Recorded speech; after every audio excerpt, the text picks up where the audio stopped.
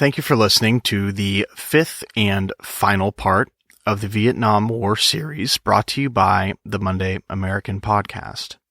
Now, this episode is brought to you by Sudio. Sudio is the company that makes the headphones that you're listening to this with. And if you don't have those headphones yet, then we have found your first mistake.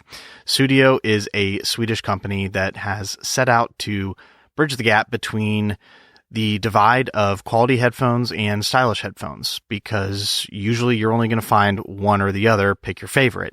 Sudio has taken their Norwegian design and they've implemented that design into quality headphones. Who would have thunk that that was such a good idea? Well, they did. And the good folks over at Sudio have sent me a pair of headphones that I've been using pretty much exclusively since they sent them to me. If you want to get your headphones, which, like we already discussed and established, if you don't have them already, then you are making a mistake.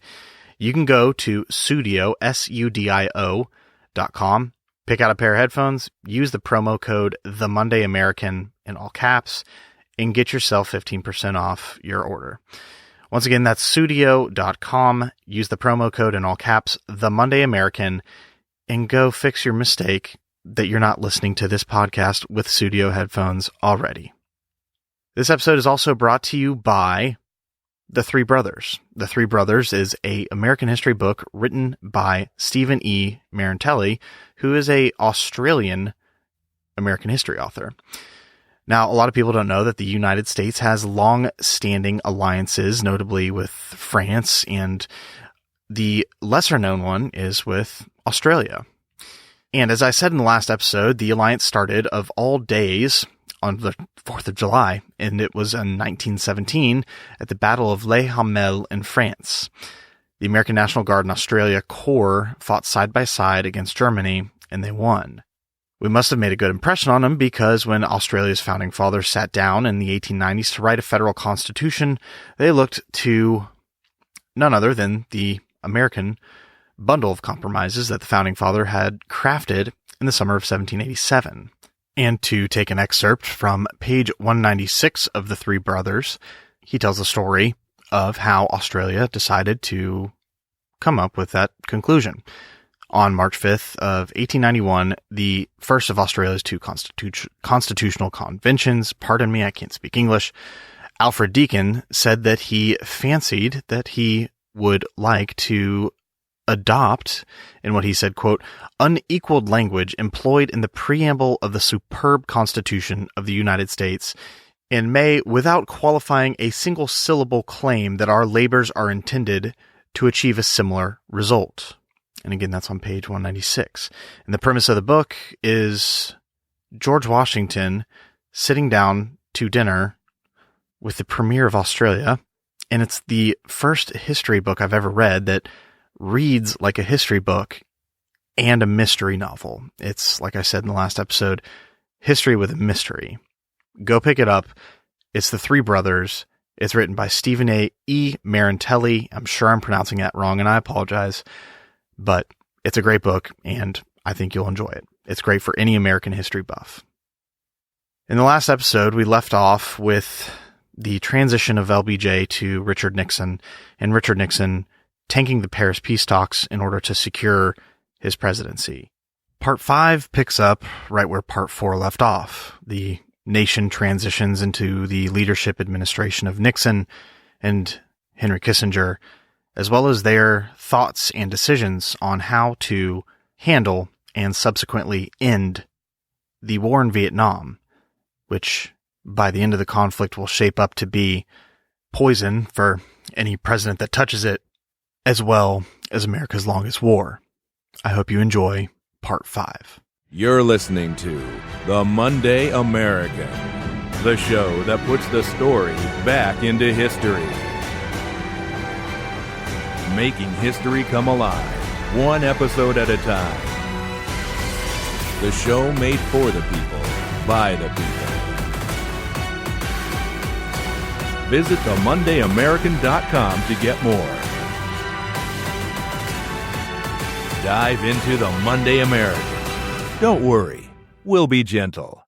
I heard a quote recently from a former SEAL Team 6 member that everyone involved in a war, they want it to be cut and dry, when in reality, for the men on the ground and the reality of the situations are that a war is anything but cut and dry.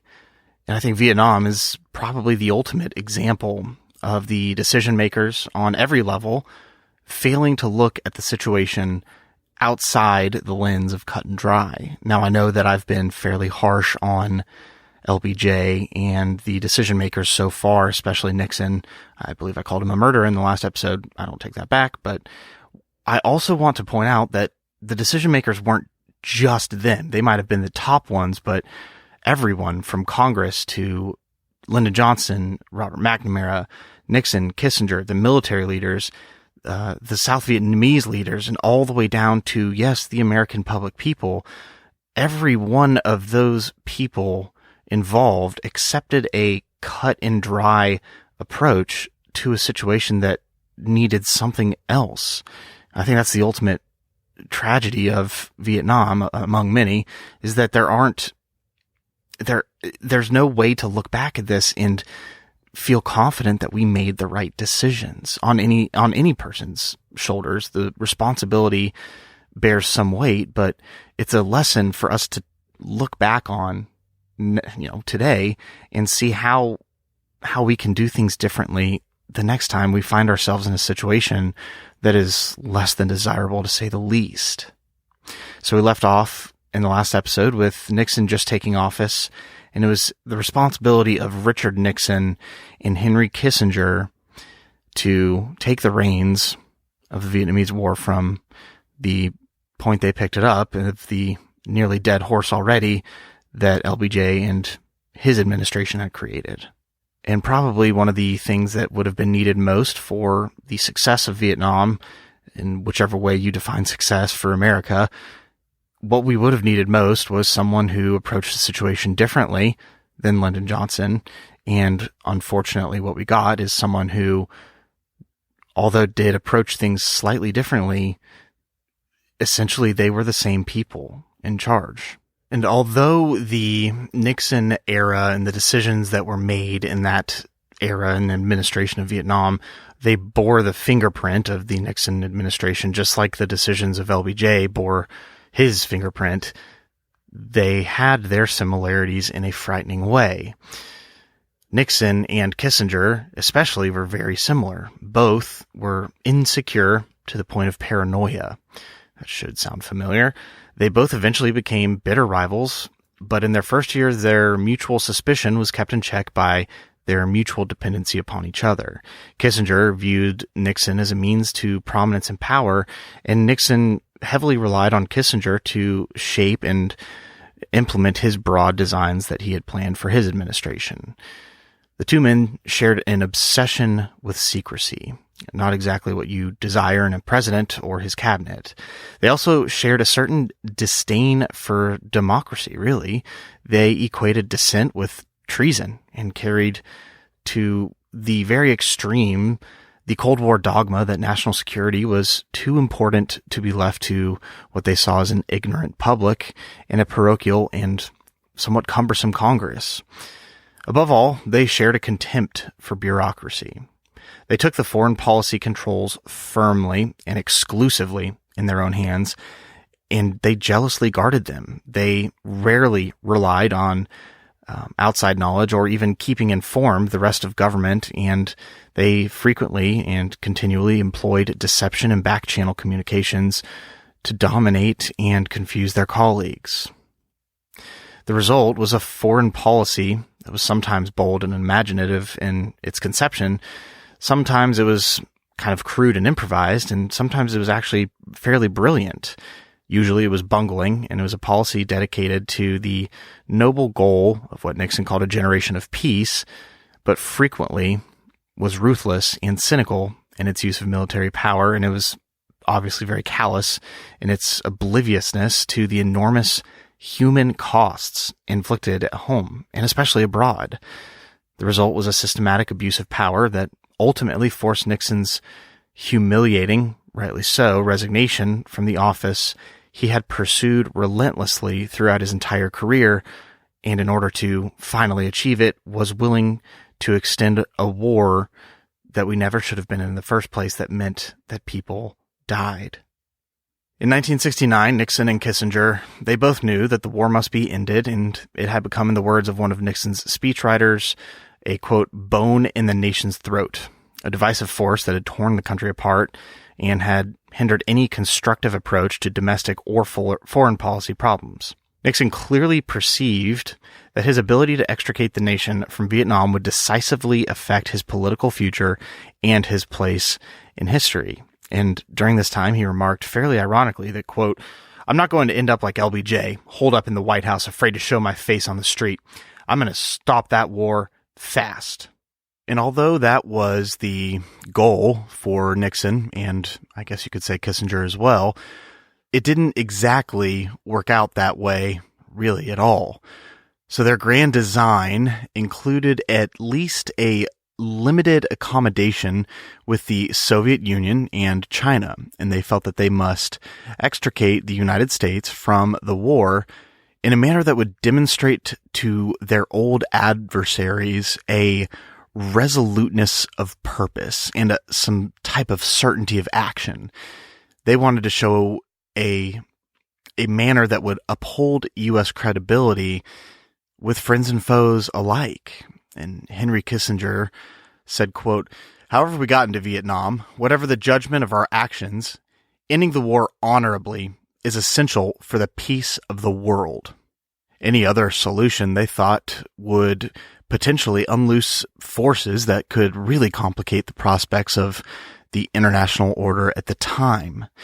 Nixon was pretty much on board with the solution and the plan that Kissinger had come up with, and while agreeing, apparently forgot the definition of the word paradox, and he said, quote, "The true objective of this war is peace.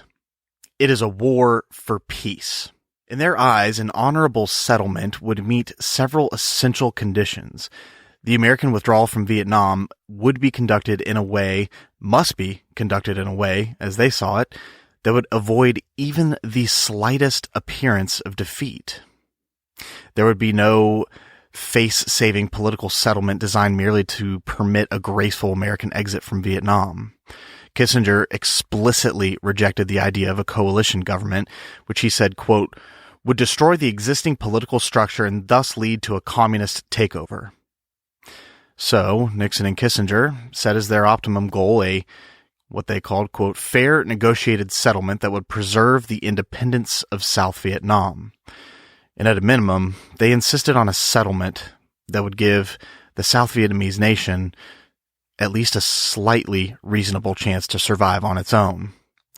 And although this objective had eluded the U.S. for more than a decade before them, Nixon and Kissinger thought that they could succeed where others had failed. It's the great American failure of this war is assuming that one could succeed where a track record of failure went before them. What Nixon and Kissinger perceived was that the Saigon government could not survive an abrupt American withdrawal, but it appeared stronger than ever in early 1969, and with the continued U.S. backing, the president of South Vietnam, too, might hold on for an indefinite amount of time without the U.S. being there to hold their hands. And Kissinger reasoned that the North Vietnamese must recognize that they could not eject the U.S. from Vietnam by force. They might therefore be persuaded to exchange an American withdrawal for a political settlement that would leave two firmly in control. And perhaps their greatest shortcoming, Nixon and Kissinger were supremely confident that they could somehow compel Hanoi and the North Vietnamese to accept the terms that it had consistently and repeatedly rejected over the course of the last, really 30 years if you look at it all the way from the beginning. It's unfortunate that this was their take on it, because this was probably the worst route that the United States could possibly choose to continue for the Vietnam War. The combined Nixon-Kissinger strategy for ending the war was obviously deeply flawed, and it was based on a very large dose of wishful thinking to begin with.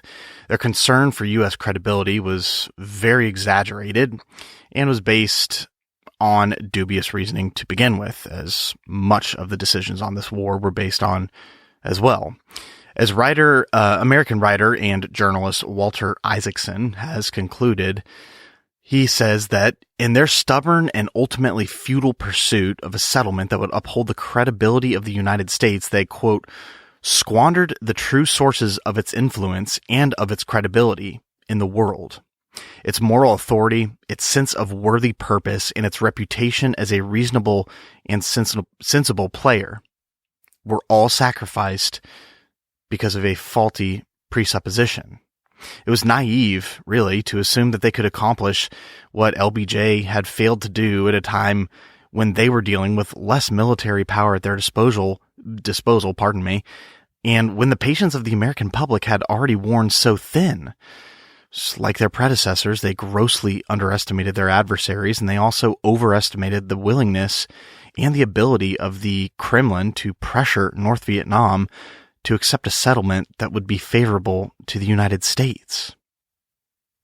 And just to show you what this strategy meant, because I've spent so much time on the administration side and the presidential side of this war, this strategy of waiting till you can force your opponent to accept your terms and you can run and tuck tail and claim a false sense of honor and make up words and quotes like it's a war for peace and not see the issue with that statement on its own. This war was being prolonged because of their decisions, and no one wanted it to go any longer. And just to give you an idea of what it really meant to be someone on the ground during this war, it's worth taking a look at the stories of what some of these battles were like that were going to continue because of the decisions of the administration that was really not, it wasn't making the decisions they were making with the correct motives, I guess is the most gentle way I can put it. And just to give you an example of what this war was like, we're going to look at the Battle of Dak To. And the reason I chose the Battle of Dak To to look at, as far as to give an example of what this war was really like, the Battle of Dak To contained a smaller battle within it, which was a battle for Hill 724, which would eventually become the single most costly terrain feature that the Americans would take in the entire war. And keep in mind that the vast majority of these riflemen that were fighting, and I mean like overwhelming majority of them, were on the average between the ages of 19 and 21. I mean, compared to them, I'm halfway in the grave already. These are young kids, and these young kids were dying in terrible, terrible combat. On the evening of November 8th, a couple hundred men, couple companies of Marines, they settled into a null-side perimeter, which was not far from Hill 724, which would be their eventual objective. These troops were from A and D companies and had been walking around this area for several days already, and they'd been engaging in periodic skirmishes with the NVA. Most of them were carrying 50 to 70 pounds of equipment on top of that. They had been spending the better part of that day fighting very hard to ward off enemy attacks before the shooting finally died down and they were able to cobble together some defensive positions inside old NVA bunkers that they had cleared out or were abandoned. These fighting positions were actually just over 5 feet deep, and they were reinforced with logs and sandbags. And keep in mind, that's too small for an American infantryman, because the the Vietnamese are just a shorter people. They didn't require as deep of foxholes, and it was very difficult for the American Marines to be fighting in these conditions. Both of the rifle companies that were there had been pretty depleted from the fighting before, and they subsequently had trouble covering the entire perimeter. What they did was arrange for forward air controllers to cover the sparsely manned southern portion of the perimeter with their ordnance in case the enemy attacked there.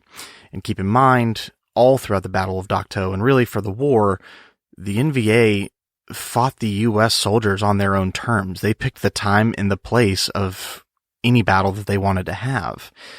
Sure enough, at 8 p.m. that night, really to no one's surprise, the NVA attacked, and they attacked in force. A after-action report said, quote, supported by B-40 rocket fire and mortar fire from the small hills to the west and northwest, the ground attack came suddenly from the south and east. All at once, the night seemed to just come to life with deafening fire mixed with screams of wounded soldiers. There were tracer rounds that were stabbing through the darkness, and mortar shells were falling in and exploding. NVA soldiers, they were seemingly all over the place, running around towards the perimeter through the front lines. They seemed like ants that were overrunning the position. They seemed so numerous. In the words of A Company, Specialist 4th Class, Bill Vigil, who was a 20-year-old draftee from Fresno, California, the attack happened like this. He was standing alongside 3 other men, and he was picking out targets, and he was firing his M16 on full auto. He said he shot so much that he melted the barrels of several different rifles. Just imagine for a second facing an invading force so numerous and so everywhere, it seems like, that you are melting barrels of guns because you're firing so much. And still, he said, the enemy kept coming. Bill Vigil said, quote, they were jumping around from tree to tree, and you start popping them and getting in the hole. We were about eye level to their feet. Some of the enemy soldiers were only a few feet away from him. Somewhere to his right, he said he saw the fire from the NVA shear the head off of an American M60 machine gunner. NVA soldiers were throwing grenades into nearby bunkers, and when they exploded, the NVA troopers would try to jump into the bunkers to kill the Americans at close range. Standing in that miserable bunker, he said he was full of fear, but he was also angry. He said, quote, you cry and laugh, and all the senses humans have are just running up and down your body. Adrenaline was surely surging through his bloodstream. His stomach was tight and queasy with fear, but like most of the men around him, he resolved to fight to the end. He said, quote, we're not going to say I give up. That's not in our deal. I never thought about me just laying down there and dropping my weapon and hanging my head and saying, go ahead and kill me. If they're going to take me, they're going to lose a lot of people. And for as many brave as there were some people that even in the best units, that close combat was so traumatic that they'd seize with fear and quit, even if it cost them their life. On Virgil's bunker, or Vigil, pardon me if I said Virgil, it's Vigil, a soldier only who he knew by the nickname of Speedy was laying down, curled up in a ball, crying hysterically. And he said, quote, they're going to kill us, Vig. We're going to die. What are we going to do? And Vigil glanced away from the bunker for a second, and he hollered, quote, if you don't wipe your face and continue to load magazines, we're definitely going to die. So load them goddamn magazines and let's keep going. I'm not asking you to put your head up here. I'm asking you to load the magazines. And this was a fairly classic case of what seems like a merciless nature of infantry combat, because it really is a merciless ordeal. Vigil's bunker, even with 4 resolute fighting men, was still only as strong as the weakest man. And in the end, through no fault of their own, their lives could have depended on whether Speedy would quit or fight. Not far away from Vigil, there was another Specialist 4th Class, Cecil Millspaugh, and he was leaning on the trigger of his M60 machine gun, as he said it felt like. It was a 20-pound gun, and it was affectionately named the Pig by soldiers because it could eat up so much ammunition. It used 7.62 millimeter rounds, and it could fire at a rate of over 500 rounds per minute.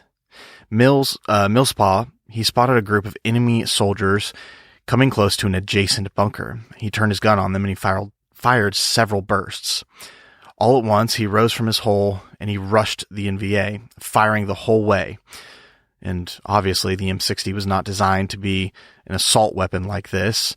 Like any machine gun, it was heavy and unwieldy, and it went through ammo so fast, it generally needed a belt-fed assistant gunner in a fixed position. And it didn't matter to the probably adrenaline-crazed Millspaugh. He slaughtered the NVA soldiers at nearly backslapping range. The heavy bullets shredded them, spurting blood in every single direction. Several of them scattered or went down. Millspaugh jumped into the bunker that they had assaulted and continued firing at other attackers and single-handedly preserved that part of the perimeter. At one point during the battle, the NVA took over the bunker next to Vigil's. It was about 8 feet away. He decided to initiate his own personal fight to the death with a North Vietnamese soldier. And they fired back and forth, throwing grenades back and forth at each other. And for these Vietnamese and American men, they could have been friends in another time or circumstance. The entire war, the whole war, boiled down to this personal struggle for survival. It literally meant everything to them, but it was little in the big picture context of Vietnam, like I was mentioning before.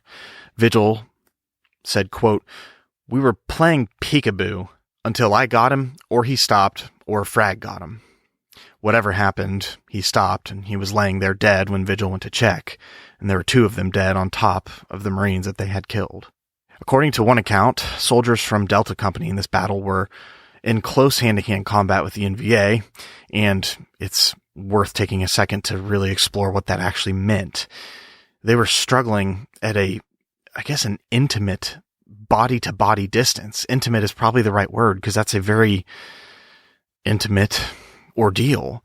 And they were that close with other men, and they'd use any weapon at their disposal to kill them. Bayonets, can openers, rifles, ammo boxes, helmets, literally anything they could find. Death would come in the ugliest of fashions. There would be crushed skulls, severed larynxes, punctured abdomens or throats, gouged out eyes from point-blank gunshot wounds or fingers, and warm, sticky blood bathed the victor and the vanquished alike. The trauma was just beyond description for these men. And because the fighting was going on at such a close range, the American artillery, which was so powerful, was essentially useless. And that was not an accident. That was how the NVA liked to do their fighting, because the artillery couldn't hold them back. And as a result of the fighting becoming so fierce, both the Alpha and Delta companies were forced to call in artillery on their own positions. They figured that as long as they remained in their bunkers and as long as the NVA were continuing to move around in the open, it was likely to do more damage to the enemy than to them. Reportedly, explosions mushroomed and flashed in seemingly random patterns, sending hot, deadly fragments in virtually every direction. In some cases, they would slice into an enemy soldier, killing a few of them, but wounding a lot more. Air support only added to this close combat carnage. An after-action report said, quote, "As the enemy crawled up the slope from the south, napalm was dropped in continuous strikes to within 25 meters of the perimeter. Within 25 meters, they were dropping napalm on their own position.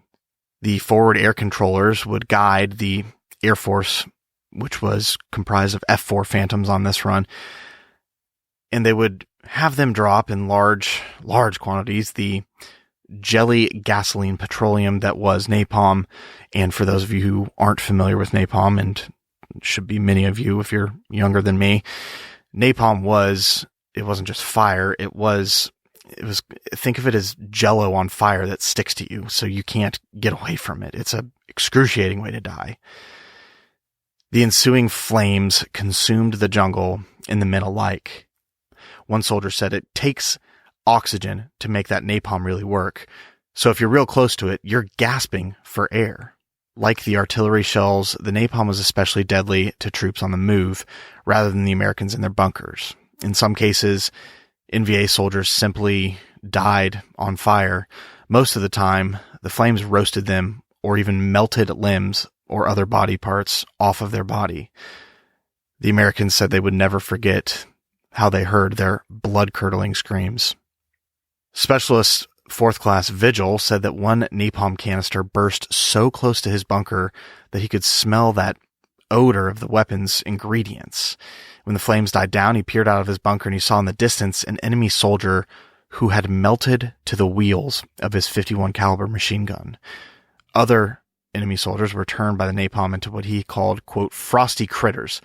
They looked like charcoal. Some of them were even halfway running up and then they're charcoaled. They were melted to the trees or wherever they were at.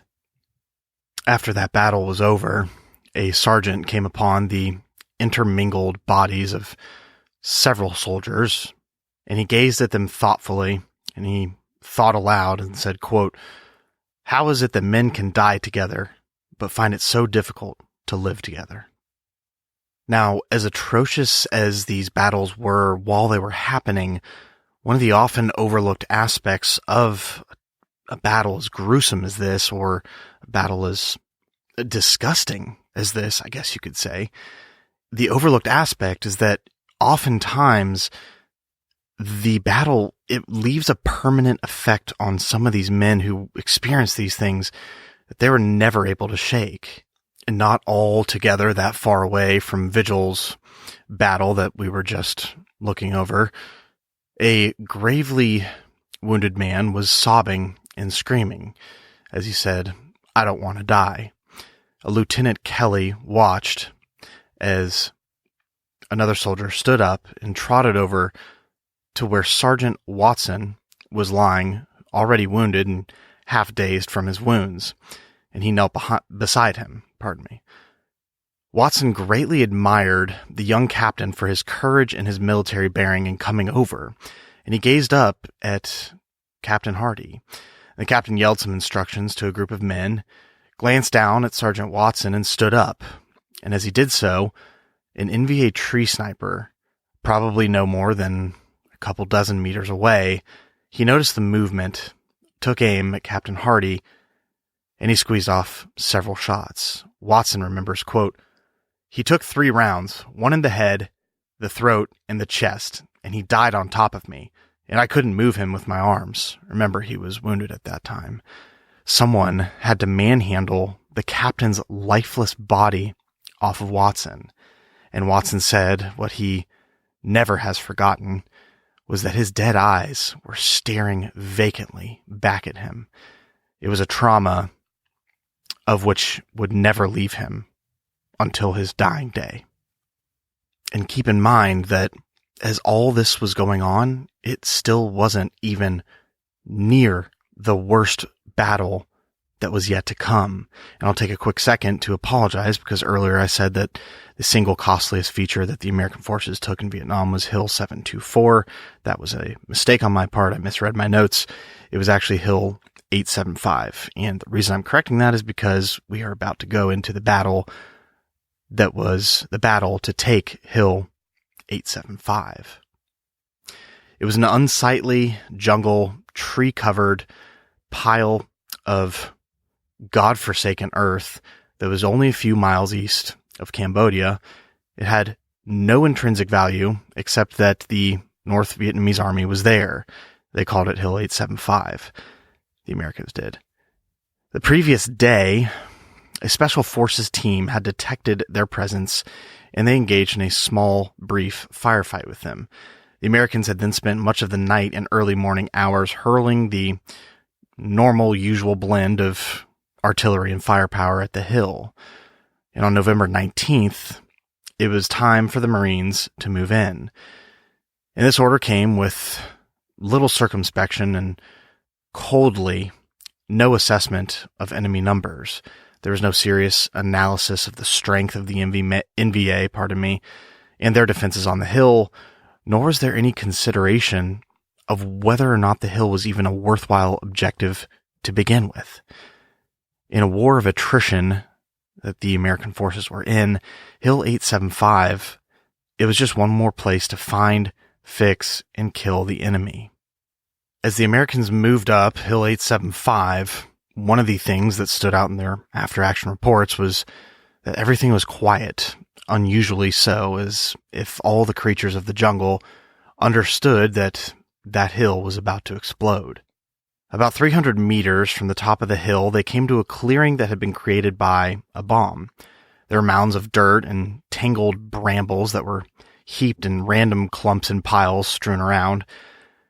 Sergeant Welch remembers saying, quote, "At the edge of the tree line, when I looked out, I could tell there were what looked like bunkers to me. it looked like we were going to walk into a kill area. Welch had been in Vietnam for 11 months. Needless to say, he knew an ambush when he saw one, and he was positive that the NVA were in those bunkers, and he was sure they were waiting for him and the others to wander into that pre-sighted kill zone. He stopped the pointman and he radioed his company commander, who was Captain Harold Kaufman, and twice he asked for permission to recon by fire. The captain wouldn't hear a bit of it. He said, quote, "Negative. Move your men out now." In disgust, Welch flipped the radio handset back to his radio technician operator. And hearing the captain's order, a nearby soldier, Zacconi, said, quote, "This is stupid. This is fucking crazy." Welch nodded in agreement, but gave the order to move out. A moment later, Specialist 4th Class Jacobson was stepping over a downed tree in the clearing when he turned around and said that he could smell the enemy. He turned to his slack man and he pointed at his nose, and he lowered his hand and he turned back again. And suddenly, 3 shots rang out, ripping through Jacobson, knocking him backward, and he was probably dead before he hit the ground. One of the rounds tore through his head, spraying pieces of his skull and brain in a pink halo around him. And in that very instant, the world seemed to explode as both sides opened up on each other with everything they had. The Americans were taking withering rifle fire, machine gun fire, grenades, rockets, and recoilless rifle fire. Men were getting hit seemingly everywhere. Private Joe Aldridge said, quote, "There's no sound in this world like a bullet tearing through a human body. It sounded like slaps." Sergeants kept imploring their men to get up the hill, but it was just impossible. They were right in the middle of a mutually supporting, expertly built NVA bunker complex. It was exactly where the enemy wanted to fight them. Some of the soldiers were no more than 5 meters away from bunkers, and the enemy fighting positions were so well camouflaged in this maze-like jungle that it was almost impossible for the Americans to see them at all, at least until it was too late. Many of the bunkers, almost all of them, were connected by underground tunnels. Even when the Americans would succeed in throwing grenades and clearing out and killing all the enemy soldiers in a bunker, they would soon be filled in by replacements who would come through the tunnels into that very same bunker. And for the most parts, the grunts were just shooting blind. Many of them were simply pointing their weapons in the vague direction of danger and hopingly snapped off shots. Now, although the battle was raging at the top of the hill, like any good military formation, there were rear guards that were just guarding for a flanking attack. And there were 3 men that were on the rear side at the bottom of the hill, just ensuring the security of the troops behind them. The 3 men peered down the trail and they noticed movement, which is probably the last thing you would want to notice in that moment as one of those guys. And a column of NVA soldiers emerged no more than 30 meters away and they were walking right towards them. One of them recalled by saying, quote, "They had on regular uniforms with bushes tied on them and black painted on their faces to camouflage themselves. Also, they had burlap sacks tied around their weapons. They waited until they were about 15 meters away and they opened up. Although they were walking right for these 3 men, the NVA didn't see them as they were dug in, and they managed to catch the NVA by complete surprise. They got a few of them on the opening blast, and the rest scattered around in every direction. Eventually, they began coming closer and closer, and one of the men said, quote, "They would run, drop down, get up, and run some more, and they kept coming. They got real close." The 2 soldiers were screaming at each other as they were in one hole, and one soldier was in the other one, and they could barely hear each other over the noise of all the weapons going on. At one point, one of the men named Steer said he saw an NVA soldier only a few yards away. He said, quote, "I don't know how this guy got so close, but I emptied an entire magazine into him." And to have that happen to you, I cannot imagine the physical, emotional, mental strain of combat like that, and what that type of stress does to every part of your body and psyche. I mean, can you imagine someone being so close and then you put an entire magazine, what I can assume is 30 rounds into a person. How do you eat dinner that night? How do you go to sleep that night? And this was the hell that was being prolonged for these soldiers longer and longer for, quote, a war for peace. Although the Americans fought hard and with everything they could, the theme of the campaign of the Dak To battles eventually at Hill 875 came into play. And that theme was a potent American ground force would be forced into an isolated, surrounded, hard-pressed perimeter. NVA mortar and rocket crews hurled their projectiles at the Americans, and all over the perimeter, they were probing and attacking, trying to find a weakness to break through and completely overrun the men. Sergeant Welch recalled, quote, "I was between two riflemen, and I looked to one side and saw the right eye explode in the guy's head as the bullet went through it. Then when I looked to my right, the other guy caught one in the forehead and he flopped down and died." And as always, throughout American history, in this case is no exception, the Americans fought back with a stubborn determination and almost inconceivable, incomprehensible type of valor. They huddled in their shallow holes, picked their targets carefully, and they held the line. And one of the reasons that they could hold that line was because they made use of that similar tactic from earlier that I mentioned of dangerously close artillery fire, as well as American Air Force. As the evening approached, the shooting had started to quiet down, at least for a little bit, and the beaten up American men who were on the ground were pretty deeply worried that the NVA was regrouping for a night attack. Airstrikes continued to pound the NVA-controlled portions of the hill. And at 6:58, just as darkness started to creep over that unsightly, godforsaken hill, a single American plane approached from the northeast. If you were on the ground looking up, you would almost think it was on course to pass over your very shoulders if you were an American. Previous planes had swooped in from the other direction, over enemy lines. Noticing this, one of the first sergeants told his radio man to call the forward air controller and ask why this plane was coming in from a different direction. And as he did so, the plane flew directly overhead the Americans. The pilot of that plane, regardless of what plane it was clearly confused as to what location the American lines were at. And by the light of a flare, he dropped two 500-pound bombs directly overhead of the American positions. One of them detonated with a bright flash and powerful wall of concussive sound directly above Captain Kaufman's command post. The effect was like something out of an apocalypse movie. In less time than it took to blink an eye, Kaufman and his command group were killed entirely, as were many of the nearby wounded. Many of them were literally blown to bits and liquidated as though they had never even existed. According to the accounts of the men who survived and wrote about what it was like to survive a bomb, some of the dead were blown to pieces. There were hands, legs, heads, and torsos scattered everywhere. One survivor said, quote, "I could see the body parts on the trees. Those same trees were smeared with blood and flesh. In one position, a soldier looked up and saw a naked corpse hanging in the tree above him. Although he tried, he couldn't free up the corpse to bring it down, and not wanting to attract enemy attention, he left the corpse even though the bottom of the dead man's feet nearly touched his shoulders as he sat down in his foxhole." Now, I've never had a bomb dropped on me, and if you're listening to this, then I would assume you've never had a bomb dropped on you, so all we can go on is the accounts of the men who survived it when they describe what that experience was like. Apparently, in the concussive blast, it bred about 15 to 20 seconds of the most serene silence afterwards that they experienced in the entire war. Almost like a eye of the storm type of deal.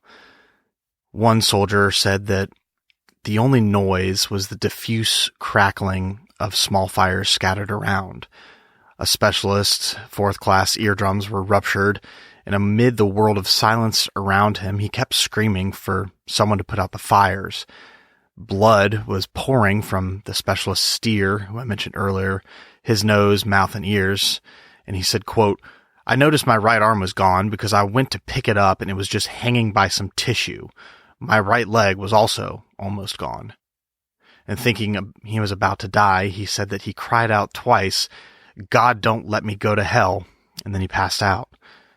Lieutenant O'Leary was the company commander, and although he had a sucking chest wound, which is about the last of any wound you want to have in war, if you ever have to pick one, God forbid, but a sucking chest wound does not spell a good time for you coming up, but he was hurt, and his first sergeant was hurt even worse. And as he struggled to save the sergeant's life, he saw a man walk past holding the stump of his left arm with his right. And he said, quote, "Will someone tie off my arm?" And he wasn't even talking to anyone in particular, and staggered away. And according to the accounts of these men who survived this tragedy, it really was a tragedy, the most surprising aspect, I mean, if you can even pick a most surprising aspect, was how confused the situation became after the dust had cleared from the explosion. Some of them couldn't remember where they were. Some of them were just in shell shock because an explosion of that size, it does a number. Although that confusion was something they were fighting against, one of the men had a chest full of shrapnel from before the bomb dropped, so he was even more so wounded, but he had the presence of mind to crawl past horribly wounded, screaming men and body parts to find a radio and get in touch with the forward fire controllers and call off any further airstrikes and let them know what no pilot ever wants to hear, but to let them know they had dropped it on the wrong side. The bomb killed 42 Americans and wounded 45 others. It was the worst friendly fire incident of the entire Vietnam War. At the beginning of this battle for Hill 875, 290 men had ascended the hill in the morning. Now, 100 were dead and 50 more were wounded. And although they had extraordinary losses, they were in some luck. I'm sure they didn't feel lucky at that time, but the following morning they would be relieved with a solid group of reinforcements. And in the account of those reinforcing troops, they were in awe at what they said were grisly results from the previous day's fighting that they were passing on their way up the hill. Private First Class Stone recalled, quote, "American bodies, along with enemy bodies, were all entwined on the jungle floor, covered in blood, some blown apart. We saw bodies strewn all along our route. The smell of gunpowder, napalm, and death engulfed the hill and filled our noses." They found Private First Class Lozada's body, one of those 3 rear guards, still at his gun with NVA corpses all around him. They were terrified and spooked, almost like a horror movie, by the sight of the bodies, so much so that the men wondered aloud if they'd ever make it off the hill. The horrible cries of the wounded only added to the situation. The cries conveyed hopelessness, agony, vulnerability, and even anger. Private First Class Stone said, quote, "This sound was one that none of us will ever forget." Another soldier from the 4th Battalion said, quote, "It was like stepping into the 3rd circle of hell. The Cratered Hill looked like a garbage dump. It was strewn around with discarded equipment, made up of boxes, helmets, weapons, and uniforms, and of course, human remains. There were fallen trees, making movements difficult, and there was an odor of death, vomit, urine, and human feces blanketing the entire perimeter. Many of the filthy, dehydrated men were in a state of mental shock, just gazing wide-eyed, 1,000-yard stares at their friends. And in recollection of one of the company Bravo commanders, their faces communicated what he called, quote, "relief at seeing us, yet a total look of terror, pain, and disbelief." In the memoirs of Private First Class Rocky Stone, he mentioned that he was walking what he called uncomfortably close to Private Mike Gladden. He was a private who had volunteered for flamethrower duty. And as Private Stone recalls, all of a sudden, quote, "A sniper shot the tank. I remember seeing the flame shoot out the tip, circle around, ignite the tank, and totally engulf Mike in flame. I remember watching him spin in a circle, totally covered in flames, and hearing him scream for someone to shoot him. He was shot by his own men to save him from a very painful, slow death." And it's instances like that that make us realize how truly similar to hell war really is. And for those of us, like myself, who've never experienced it, it's something that truly is nearly impossible to grasp the magnitude of the events that pass in battles, and that these soldiers in a war like this that was so bloody and so terrible, it's hard to really try to wrap your head around what they experienced. This was what was being prolonged in order to save face by the administration in Washington. When it was all said and done, the Americans at last took Hill 875. They took it at a steep price. 158 men killed, 402 men seriously wounded. After the battle was over, the commander of Alpha Company, who was Captain Larry Cousins, and on his second tour of Vietnam, said that he had seen quite a bit in Vietnam, but he had never in his life or in his time there witnessed anything like this. He said, quote, "There were helmets with heads in them, GIs, arms, legs, body parts everywhere." He recalled seeing and finding with his first sergeant the grisly remnants of a soldier's head hanging almost neatly from the twigs of a tree. He said, quote, "It was just like somebody scalped him right about where his ears were on both sides and just peeled all the skin off. You could see the eye holes. It was just sickening. It was kind of like a Halloween mask. It was revolting to see Americans like that." And that was the Battle of Dak To, and more specifically, the battle for Hill 875. Now, the reason I chose that battle specifically was for two reasons, really. One, it's a lesser-known battle for folks that aren't heavily read into the Vietnam War. The more famous battles are Khe Sanh and Hamburger Hill. So I wanted to bring forth a battle that was lesser known to the public, I guess you could say. And the other reason I chose that battle is because that battle took place a little bit before Nixon took office. And the reason I chose a battle that took place before Nixon took office, specifically that one, is because it was so gruesome and so costly that Nixon knew about it. And Nixon still, because he had a nearly obsessive fear of being humiliated, and he had this obsessive fear of defeat, he was willing to, albeit not intentionally, but subsequently extend the war and prolong the war in order to save face, as he said, for his country.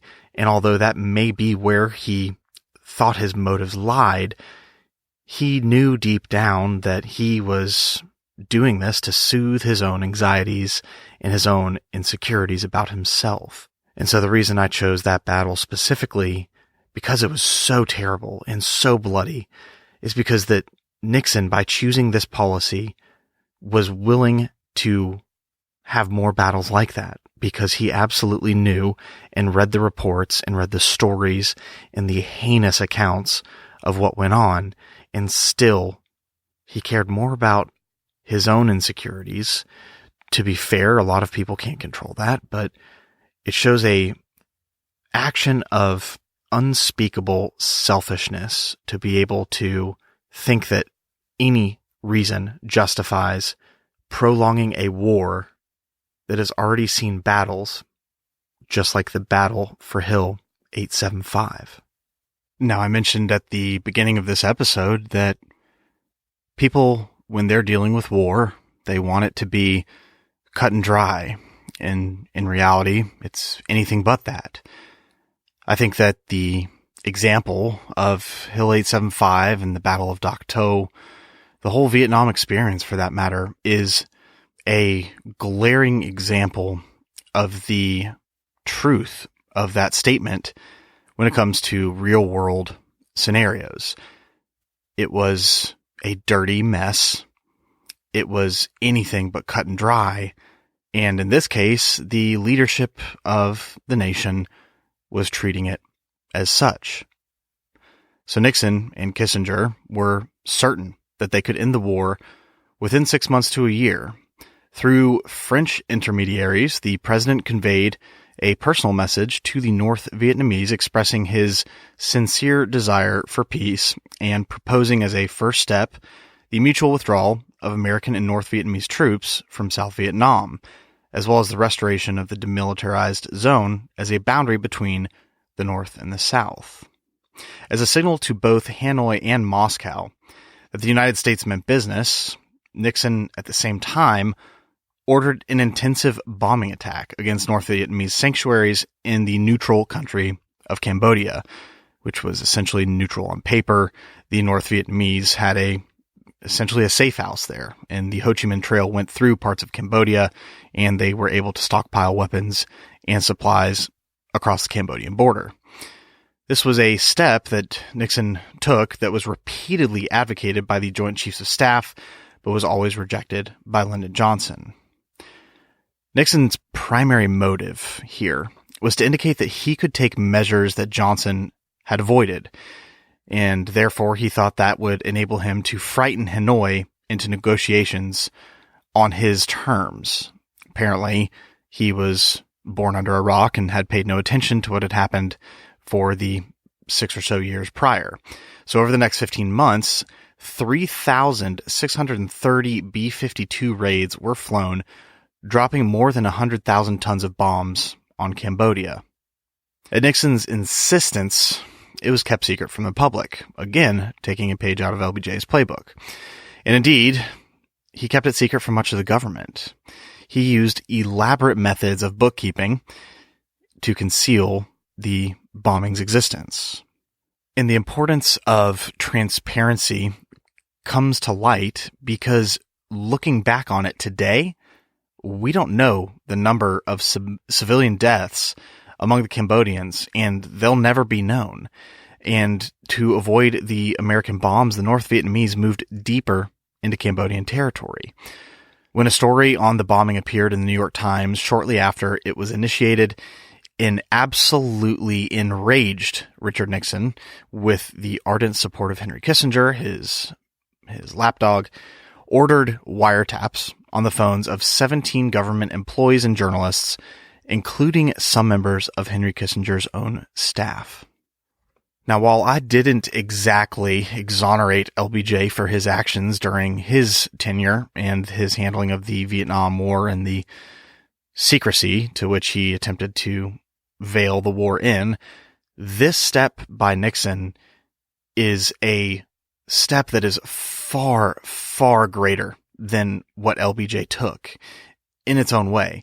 Wiretapping is, I mean, it's an illegal wiretap. It's directly against the Constitution, which he swore an oath to protect. LBJ may have used lies from person to person, or he might have used intimidation as far as firings or what have you, but ordering a wiretap, that's a whole new part of this ballgame. And Nixon's secret diplomacy and implied military threats, amongst all the other methods he used, they still failed to wrench any concession from Hanoi and North Vietnam. From the North Vietnamese standpoint, the president's proposals were literally no improvement whatsoever over those of LBJ, and to have accepted them would have represented a total abandonment of the goals for which they had been fighting for nearly a quarter of a century at this point. Now, after these bombings and the Nixonian fingerprint on the Vietnam War, the new peace talks in Paris had essentially rotted into nothing. The North Vietnamese, they continued to demand the total and unconditional withdrawal of all U.S. forces from Vietnam and called for the establishment of a government from which Thieu would be excluded. In 1969, Hanoi shifted to a new military strategy. They went to a defensive protracted war strategy. In a few episodes back, I mentioned that when Vietnam decided to go into total war, the North Vietnamese, they did so knowing that the presidencies of the United States would change, that the public opinion was something that the American officials couldn't ignore. And at this point, they capitalized on it.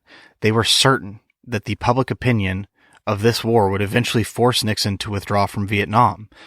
And they shifted to a strategy that essentially prepared to wait him out no matter what the cost would be. Aside from failing to bring peace, his attempts to do it also failed to contain the backlash of the opposition from the public.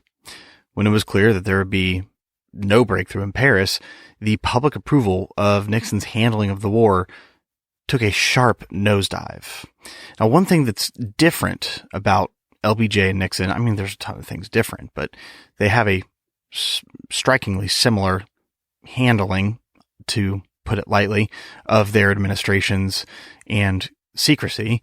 But unlike LBJ, who really was pretty confident that he knew what drove the anti-war protesters, and he assumed he knew that they were wrong, Nixon had an early curiosity about what drove the anti-war protesters. And that curiosity eventually evolved into an obsession. And that kind of is a character mark of Nixon. He often would become, obsessed with certain things or certain events and their causes or how to respond to them in a somewhat maniacal way at times. He and his top aides developed a nearly insatiable appetite for information about the anti-war movement. He would spend hours agonizing over how to deal with the movement, and he concocted schemes ranging from completely bizarre to downright sinister. He discussed options such as using helicopters to blow out candles held by protesters, and he even contemplated hiring thugs to beat up the protesters.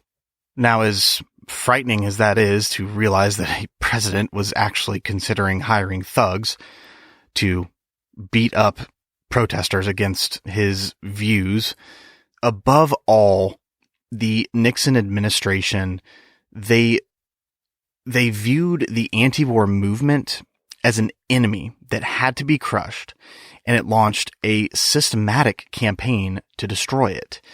The administration increased government surveillance of anti-war organizations and their leaders.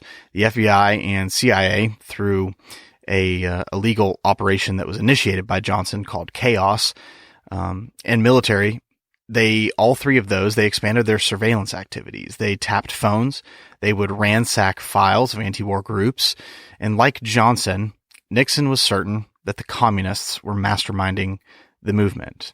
And when extensive analysis again failed to establish a direct connection, he disparaged the intelligence rather than re-examine his own assumptions. I think it's a big character flaw in that case, or a strength, when someone is able to re-examine their initial thoughts on something. I think a lot of history deals with that, but that's neither here nor there. The administration, it went well beyond intelligence, and it ventured into infiltration and downright sabotage. Government agencies spread disinformation to discredit anti-war groups. The IRS and the FBI harassed major organizations and their leaders, and agents working inside these organizations helped disrupt their lawful activity. They incited them to violent acts against each other, and they engaged in any action that would make them look bad. And this is all sponsored by the American executive branch of government at this time. It's a rather sobering thought to realize that it wasn't very difficult for them to pull it off. And, well, it might not be too difficult to pull it off again. Hopefully it is.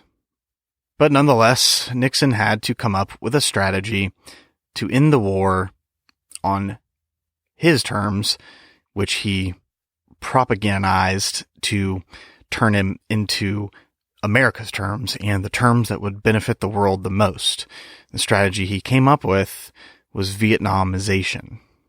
Now, as hard as it was to get the American public opinion to manipulate towards agreement with Vietnamization, making his theory or his policy work was a drastically more formidable task than that.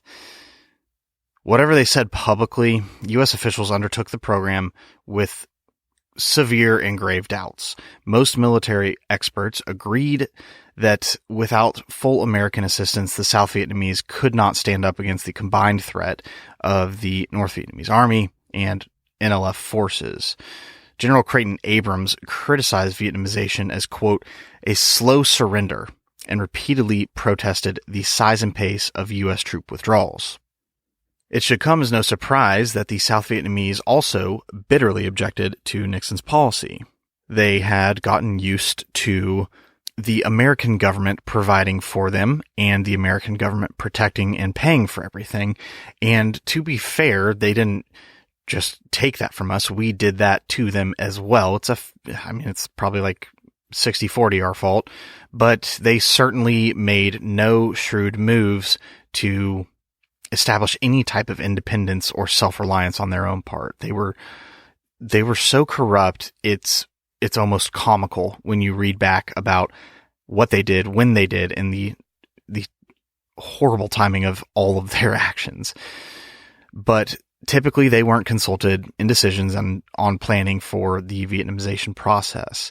And although Nixon publicly proclaimed that Thieu had recommended U.S. troop withdrawals, in fact, he bitterly opposed them. The South Vietnamese, they grudgingly acquiesced in what they saw as a political expedient for the United States. But ultimately, South Vietnam was in no situation to demand any type of terms that could be taken seriously.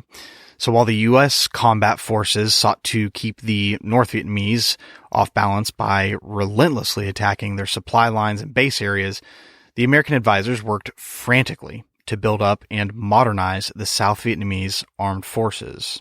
The force level when Nixon took office for the South Vietnamese was roughly 850,000 men. That was increased to more than 1 million, and the United States turned over to South Vietnam enormous quantities of the newest weapons available. To be exact, it was more than 1 million M16 rifles, which were garbage at that time. Neither here nor there. 12,000 M60 machine guns. That's the pig that was from the Dak To story. 40,000 M79 grenade launchers and 2,000 heavy mortars and howitzer artillery cannons. In addition to the weapons, the Vietnamese were also given ships, planes, helicopters, and frankly so many vehicles that one congressman wondered aloud whether the object of Vietnamization was to, quote, put every South Vietnamese soldier behind the wheel. And just because they were well supplied did not ensure that they would carry out the methods necessary to use those supplies responsibly. The biggest question mark remained the government itself. Thieu, I still don't know how to pronounce that, I apologize, had skillfully built a durable governing structure comprising Chinese merchants, loyal bureaucrats, and army officers, and was held together by the glue of corruption. It was, however, a narrowly based operation entirely dependent on the continued infusion of U.S. funds, and ironically, it was insanely largely resistant to United States influence. Despite the frantic activities in villages, there was nothing to indicate the pacification program had generated any real enthusiasm for the Thieu government. One senior U.S. officer observed, moreover, that although significant progress had been made in several different areas, the government had not yet, as he put it, quote, succeeded in mobilizing the will and energies of the people against the enemy and in support of national programs. Now, at the same time, Americans began to realize the extent to which the South Vietnamese had come to depend on them. The nagging question was whether the ARVN, the South Vietnamese army, could fend for itself after the U.S. withdrew. And several advisors conceded that at best, much, much more time would be required before they would be able to stand on their own against the seasoned and disciplined forces of Hanoi. North Vietnamese negotiator Le Duc Tho openly posed to Henry Kissinger a question. It was that if the United States could not win with 500,000 of its own troops, his question went, quote, "How can you succeed when you let your puppet troops do the fighting?" And it was a question that Kissinger later conceded also tormented him. It was just at this time that something happened that seemed at first to be a blessing to some in America who shared Nixon's views on the war, but ultimately it turned out to be an incredibly large curse. The Prince of Cambodia was overthrown in a coup and was replaced with a United States-friendly government. To this day, there is no evidence supporting the notion that the United States had any involvement with the coup, and from all I've read, I would fall right in line and believe that. There's really nothing showing that we had anything to do with that. However, after it happened, U.S. officials were eager is probably an understatement, but they were to exploit the developments that had happened in Cambodia. For years, they had been anxious to attack the North Vietnamese sanctuaries there, but the long-standing concern about violating their neutrality and attacks on sanctuaries were now out the window. They could be justified in terms of sustaining a friendly Cambodian government as well as easing the threat to South Vietnam. Nixon made the decision, and he sent American troops into Cambodia. It was one of the most important and controversial decisions of his entire presidency. It was motivated by a wide variety of considerations. He was ultimately swayed by the military's argument that the operation would buy the time for Vietnamization and help sustain a friendly government in Cambodia. On the other hand, he did realize that his decision would have a shattering, splintering effect at home. His willingness to run this risk for uncertain gains reflected in part what he called his big play philosophy, his belief that since the administration was, quote, going to get unshirted hell for doing this at all, it might as well go for all the marbles. And that is a quote, and isn't that a lovely quote for the leader of essentially the free world to basically say it's better to ask for forgiveness than permission. Importantly, though, he was still confident that he could make peace by threatening Hanoi, because apparently he was completely inept at reading the situation in front of him. He seems to have reasoned that widening the war into the previously off-limits Cambodia would make it clear, unlike his predecessor LBJ, that he would not be bound by restraints, although the restraints had been lifted. So I'm not sure how he thought that would be a efficient tactic, but it certainly wasn't.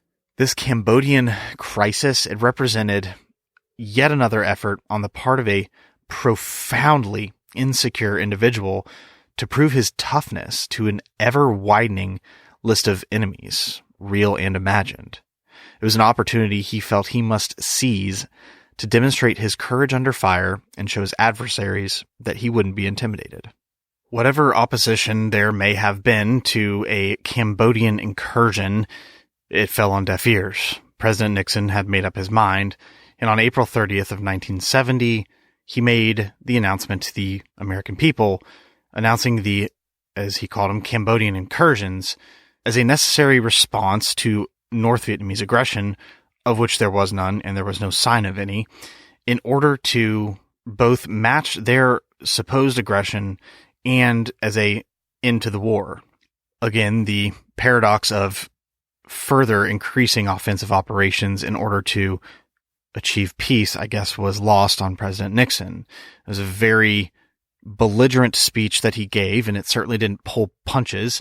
He ended with, quote, "If when the chips are down, the world's most powerful nation acts like a pitiful, helpless giant, the forces of totalitarianism and anarchy will threaten free nations and free institutions throughout the world." And it may have been 1970, but that last line of the speech is a stark a endorsement of the domino theory that you would have ever found in the high watermark of the nation's dependence and acceptance of the domino theory. It should go to show you that it was a theory that held, even though it didn't really hold a lot of water and it didn't come into fruition, it was a powerful way of thinking that guided way more than just the president of the nation. And that goes to show you how long it was, in effect, a driving theory behind the American idealism of foreign affairs. The real tragedy of the Cambodian affair was something that came to fruition slowly at first and eventually became impossible to stop like a wildfire. The Cambodian incursions and subsequent invasions forced the North Vietnamese to move out of their sanctuaries and into the heartland of Cambodia.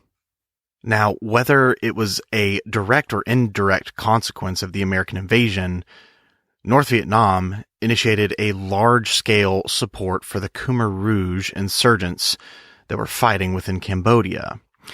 It became a particularly brutal civil war, and the United States lavishly supported the Cambodian government and unleashed thousands of tons of bombs on Cambodia itself. Now, the ultimate tragedy was that from the beginning to the end of this Cambodia situation, the Nixon administration viewed its new ally as nothing more than a pawn to be used to help salvage the U.S. position in Vietnam. He showed scant regard for the consequences of Cambodia and its people. What followed was an unexpected expansion of a war the president had promised to wind down. It enraged his critics, and his intemperate defense of his actions included a statement that indiscriminately branded protesters as bums, and it just added to the fervor. Demonstrations began erupting at campuses all across the nation, and the anti-war protest took on a new force when 4 students at Kent State University in Ohio and 2 at Jackson State College in Mississippi were killed in angry confrontations with the National Guard and police. Students at 350 colleges and universities went on strike, and as many as 500 schools were closed down to avert further violence. The Kent State killings provoked outbreaks even at normally conservative and laid-back institutions. At the University of Kentucky, a whole building was burned, and student demonstrations were broken up by armed National Guard troops using tear gas. This Cambodian situation also provoked the most serious congressional challenge, finally, to presidential authority since the beginning of the war that Congress had not given approval for. The president had consulted with only a handful of members of Congress, all known to be sympathetic to his cause. Many in the House and Senate were absolutely outraged at having been kept in the dark, and others were infuriated by Nixon's broadening of the war when he was promising to do exactly the opposite of that. In a symbolic act of defiance, the Senate voted overwhelmingly in June to terminate the Tonkin Gulf Resolution of 1964. It was an amendment that was sponsored by Senators John Sherman Cooper and Frank Church. It proposed to cut off all funds for American military operations in Cambodia after June 30th. It would have required the administration to withdraw all U.S. forces from Vietnam by the end of 1971. Now, the president reacted by publicly blaming his domestic opponents for prolonging the war, which was really rich coming from him. And he bluntly warned congressional leaders that, quote, "If Congress undertakes to restrict me, Congress will have to assume the consequences," which is a sitting president openly threatening another branch of government, which he took an oath to uphold the sovereignty and purpose of the checks and balances. He approved, subsequently, one of the most blatant attacks on individual freedom and privacy in American history, the so-called Huston Plan. It authorized the intelligence agencies to open mail, use electronic surveillance methods, and even burglarize to spy on Americans. The agencies subsequently refused to implement this specific plan, But they did use many of its methods in the futile effort to verify suspected links between radical groups in the U.S. and foreign governments. And it really should raise an alarm or, flags of warning if the president is ordering these intelligence agencies to circumvent the law and giving them a type of authority they've never had before, then they refuse to do it. It should really, really raise some alarm bells. But despite the flurry of activity, Congress just was not yet ready to challenge the president directly or assume responsibility for ending the war. And it's unfortunate because, and this wasn't the single individual cause, but it's followed from that point to today, it set a precedent for a spineless Congress that doesn't do the duty it's constitutionally bound to. It's true. That's another tragedy that is enlightened from the Vietnam War, among many, many others. Now, while all this was going on, the North Vietnamese government in Hanoi just continued to bide its time, and the uproar in the U.S. certainly reinforced its conviction that domestic pressures would eventually force a total American withdrawal. Now, instead of rethinking a policy that had brought absolutely zero results, Nixon doubled down and clung stubbornly throughout the 1971 year to the approach he had improvised the preceding year. To appease critics at home, he speeded up the timetable of American troop withdrawals, and to make clear at the same time his continued determination to secure a just peace and to counter the threat to Vietnamization posed by increased North Vietnamese infiltration and American troop reductions, he stepped up the military pressure against Vietnam simultaneously. Sending mixed signals was, his calling card. U.S. aircraft mounted heavy attacks against supply lines and staging areas in Laos and Cambodia, and using as a pretext the North Vietnamese firing upon American reconnaissance planes, the administration ordered protective reaction, is what they called it, airstrikes. Protective reaction airstrikes. Again, they just love the paradoxical phrasing. It was against bridges, base camps, and trails across the demilitarized zone and in the Hanoi-Haiphong area. Doubling down in his stubbornness, Nixon again expanded the war and approved major ground operations into Laos. It was a operation named Lam Son 719. It was conceived in the White House and approved over General Abrams' vigorous opposition. But again, Nixon saw no need to take a second look at the plan, despite the General of Military Operations for Vietnam opposing it vigorously. Gotta credit him. He's confident at least. This time, the ARVN was going to assume the burden of the fighting with only U.S. air support as far as our commitment to the operation. The Laotian operation was at best a very, very expensive wash. We had anticipated only light resistance, but North Vietnamese apparently saw a really great opportunity to strike a severe blow at Vietnamization, and they hurled about 36,000 troops, supported by the newest Russian-made tanks, against two South Vietnamese divisions that crossed the border. Initially, the ARVN force performed very well and much better than was expected. And although ARVN performed better than expected in the infancy stage of the operation, after some time, the NVA gained the upper hand, and after 6 weeks of some of the bloodiest fighting of the entire war, the battered ARVN forces retreated back into South Vietnam.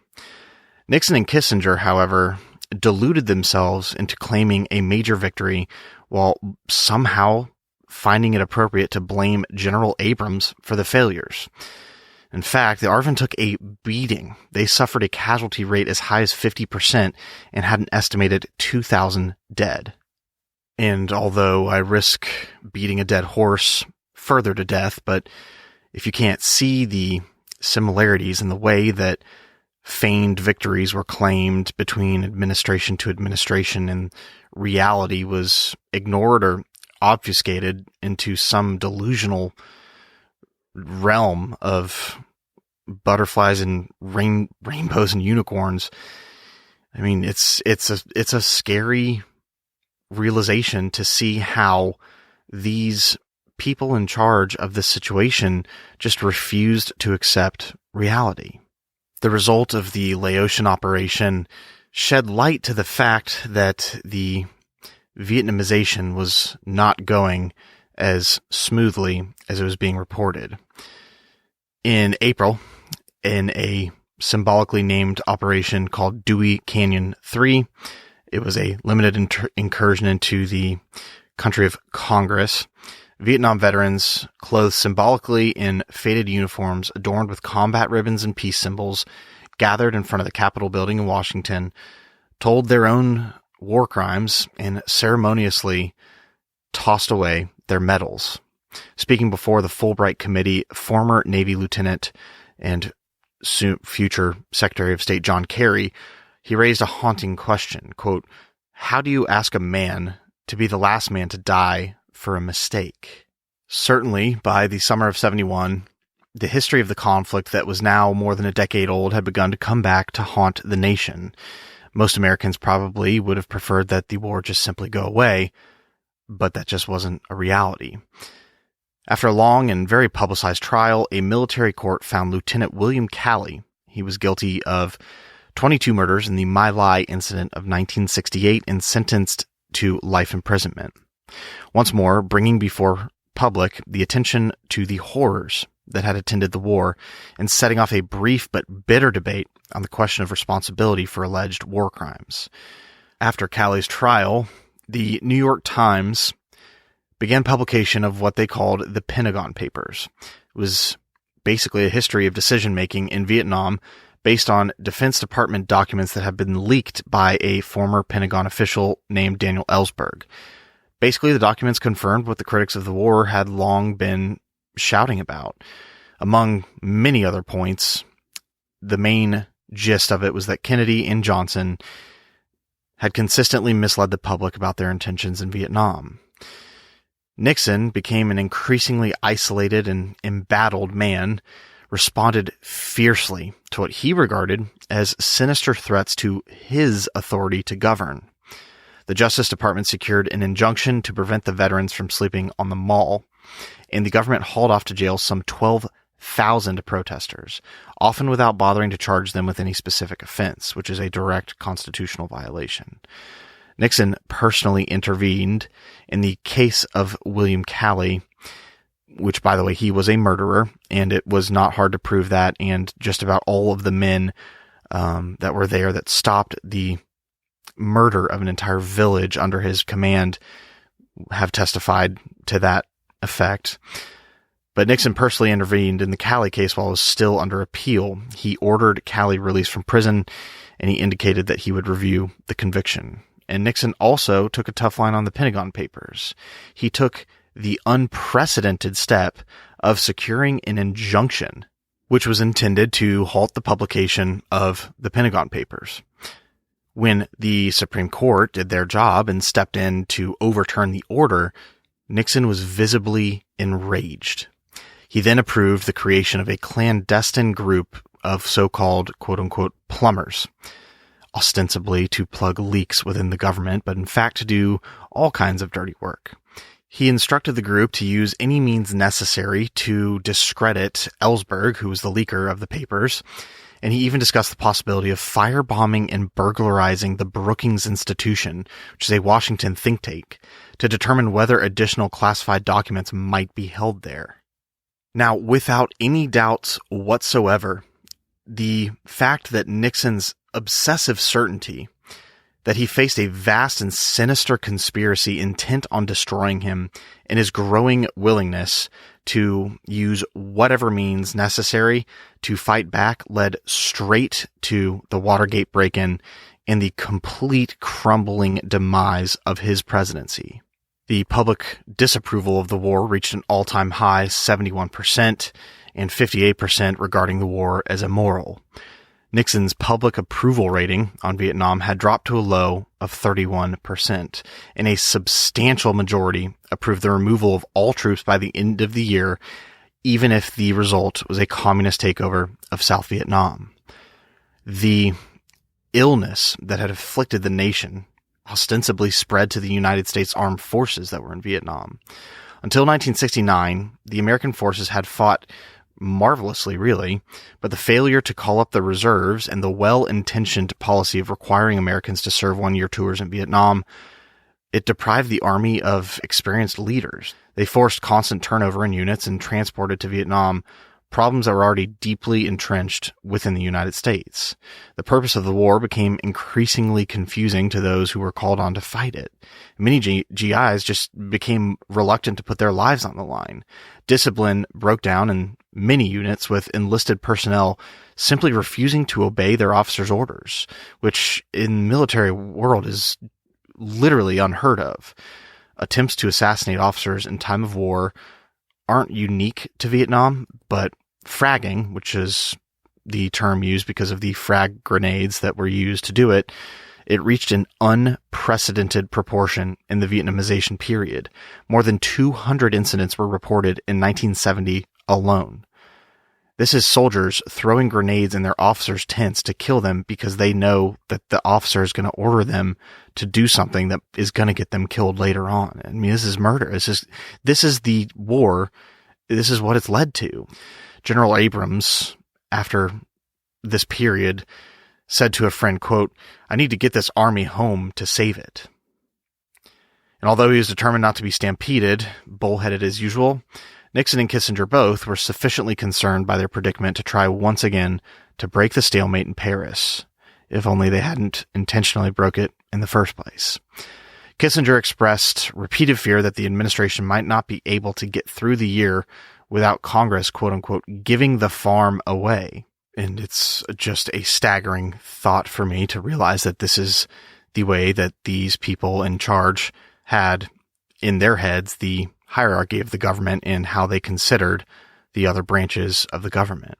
It was at this point that, in May of 1971, Henry Kissinger secretly, without the knowledge of Nixon, presented to the North Vietnamese the most comprehensive peace offer yet proposed by the U.S. In exchange for the release of American POWs, he pledged to withdraw all troops within 7 months after an agreement had been signed. The United States also abandoned the concept of mutual withdrawal, insisting only that North Vietnam stop further infiltration in return for the removal of American forces. The discussions eventually broke down, but it would be the most serious yet undertaken talks that had been fostered by both sides. What was still somehow, unbelievably so, intact was that each side felt that it could still get what it wanted by some means other than a compromise. Since 1969, North Vietnam had remained on the defensive, carefully watching its resources and personnel for a final military offensive it hoped would topple the South Vietnamese regime and force the U.S. out of Vietnam for good. On March 30th of 1972, the planning and the rationing of their supplies and men and resources that the North Vietnamese had been practicing finally came to fruition. They launched a massive conventional invasion of the South. This was no Tet offensive where they snuck in. This was a conventional invasion. At the time, only 95,000 United States forces were in the city, or in the country, and only 6,000 of them at that were combat troops. Hanoi had correctly reasoned that the domestic pressures would prevent Nixon from putting new forces in Vietnam. The North Vietnamese were increasingly uneasy about U.S. negotiations with their major allies in China and Russia, and they timed the invasion to coincide with the beginning of the presidential campaign in hopes, as in 1968, that striking a decisive blow, they could cripple Nixon, as they had with Johnson in the Tet Offensive, and it would give them the upper hand in negotiating a settlement. They aimed the offensive directly at the ARVN main force units, hoping to discredit the Vietnamization policy and just to tie down as many regular forces as possible. That would enable the NLF to resume the offensive in the countryside, disrupt pacification efforts, and strengthen its position before the final peace negotiations. Every single bit of pre-planning and assumption and intelligence that the North Vietnamese had prepared for this invasion came across perfectly in the initial stages of the invasion. They achieved complete surprise and completely overwhelmed the South Vietnamese army. Although stunned by the swiftness and the magnitude of the invasion, Washington responded forcefully. Nixon simply refused to allow South Vietnam to fall. He was unwilling to send U.S. ground troops back to Vietnam, but he was determined to give North Vietnam what he called, quote, a bloody nose. And he saw in the enemy invasion an opportunity to revive the end-the-war strategy he had been forced to discard in early '69. He quickly approved B-52 strikes across the demilitarized zone and followed with massive air attacks on the fuel depots in the Hanoi-Haiphong area. Because that worked so beautifully for LBJ, why not do it another time? Also, for the first time ever, Kissinger made explicit an American willingness to permit North Vietnamese forces to remain in South Vietnam after a ceasefire was met. He also emphatically stated that the U.S. held the Soviet Union responsible for the invasion, and he warned that a continuation of the war could severely damage Soviet-American relations. This was the Easter Offensive, and it was the worst possible outcome that any United States planner or military thinker was worried for. This is the one thing that they just were afraid of, and unfortunately for the United States, the North Vietnamese got super lucky in some respects, but they did their homework and they struck perfectly. And the geopolitics of the time helped to propel that initial invasion of the Easter Offensive into a roaring success.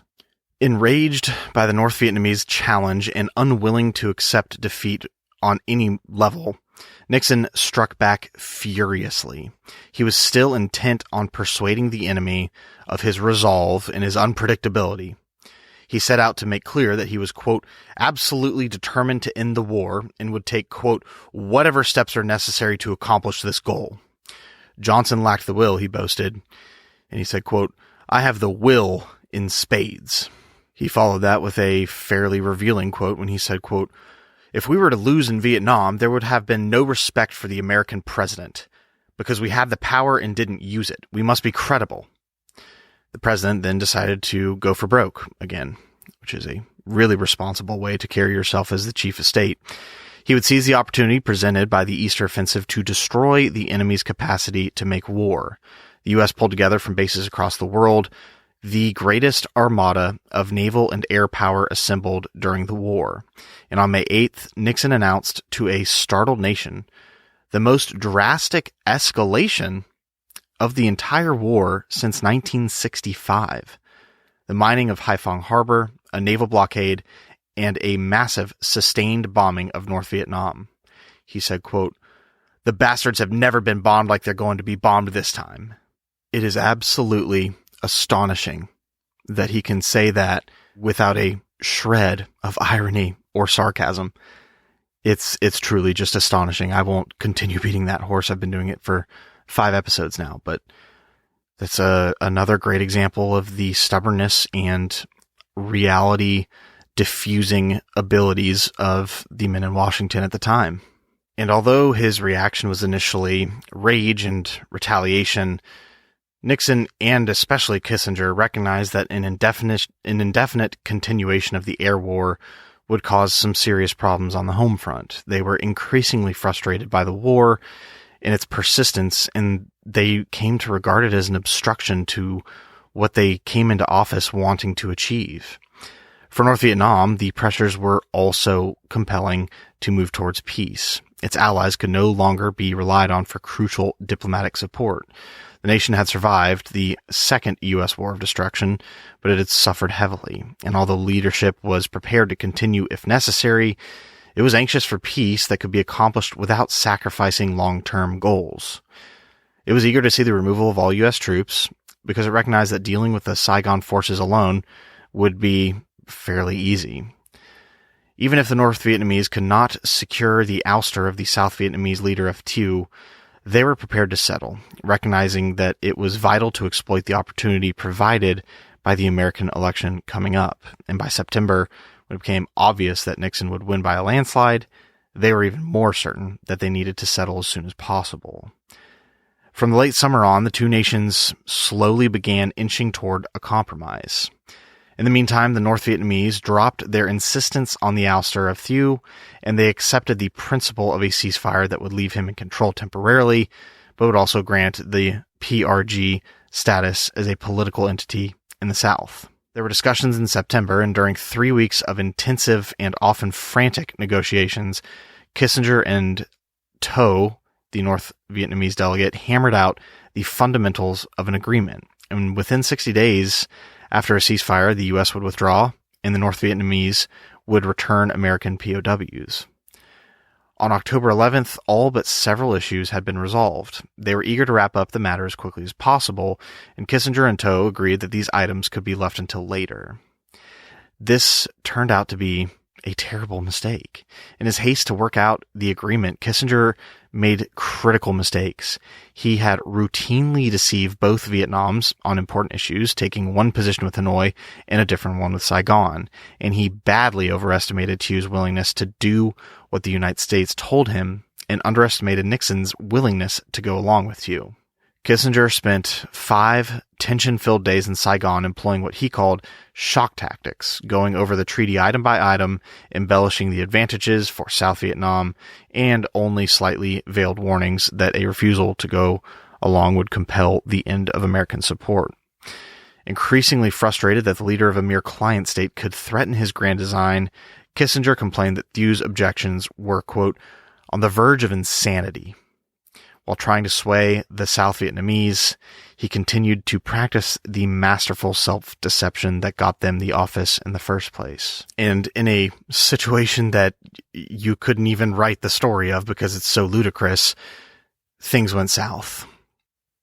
Thieu was furious that he had not been consulted during the negotiations, and especially that he had first learned of the terms through captured NLF documents.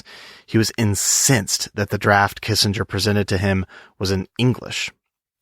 He had a deep-seated suspicion of the United States, and he brought to Kissinger's attention some notably careless phraseology in the text that accorded the tripartite commission the status of a coalition government. He said, quote, if we accept the document as it stands, we will commit suicide, and I will be committing suicide. So he sought to drive a wedge between the U.S. and North Vietnam by himself blocking the treaty and allowing the war to continue.